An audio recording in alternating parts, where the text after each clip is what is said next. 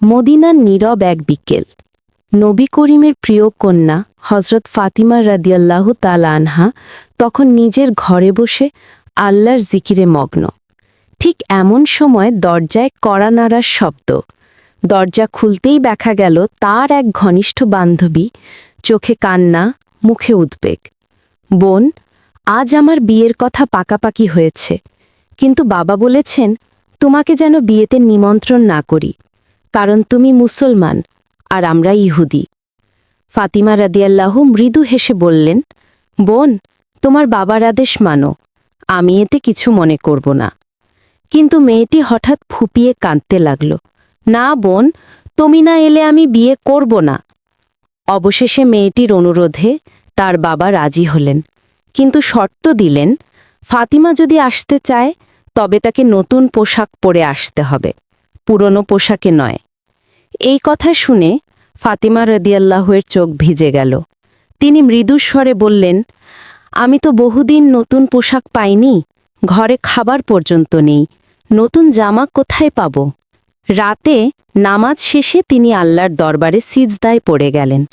কান্নাজড়িত কণ্ঠে দোয়া করলেন, হে আমার প্রভু, আমি আপনার সন্তুষ্টির জন্য এক বান্ধবীর বিয়েতে যেতে চাই, কিন্তু আমার কাছে নতুন পোশাক নেই।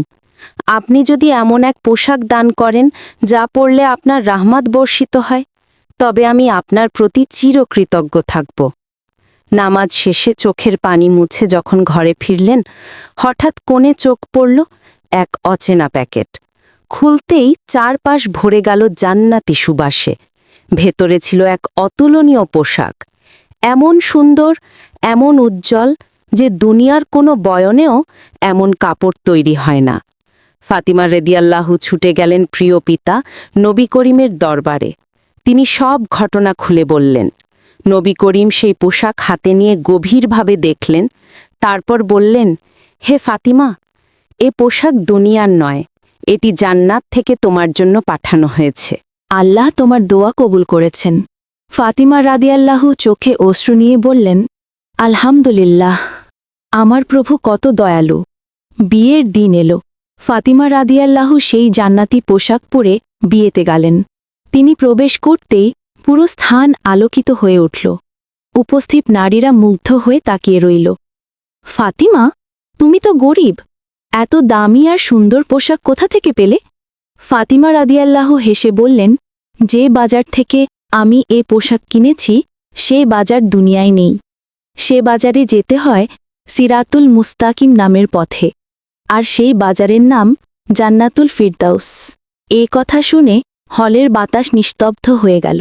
তারপর ফাতিমা রাদিয়াল্লাহু বললেন, তোমরা যদি চাও সেই বাজারের পথে চলতে, তবে বলো, লা ইলাহা ইল্লাল্লাহ মুহাম্মাদুর রাসূলুল্লাহ। সেই দিন উপস্থিত ৩৭০ জন নারী একসাথে কালেমা পড়ে ইসলাম গ্রহণ করল। এরপর বহু বছর পেরিয়ে গেল। একদিন নবী করিম শুনলেন তার প্রিয় কন্যা ফাতিমা রাদিয়াল্লাহু অসুস্থ। তিনি তৎক্ষণাৎ ছুটে গেলেন কন্যার ঘরে। দরজায় কড়া নাড়লেন। ভিতর থেকে আসলো দুর্বল কণ্ঠে উত্তর, আব্বাজান, শরীর খুব দুর্বল, ৩ দিন হলো কিছু খাইনি। নবী করিম কন্যার মাথায় হাত রেখে বললেন, এ ফাতিমা, ধৈর্য ধরো, আল্লাহর শপথ, তুমি জান্নাতে সব নারীর মধ্যে সৃষ্ট। তুমি দুনিয়ার কষ্টের জন্য নয়, আখিরাতের সুখের জন্য সৃষ্ট। চোখে জল নিয়ে ফাতিমা বললেন, আব্বাজান, দুনিয়ার সুখ চাই না, আমি চাই কেবল আল্লাহর সন্তুষ্টি। নবী করিম মৃদু হাসলেন, হে আমার প্রিয় কন্যা, আল্লাহ তোমাকে তেমনই করেছেন। যে নারী জান্নাতে নারীবের নেতা হবে,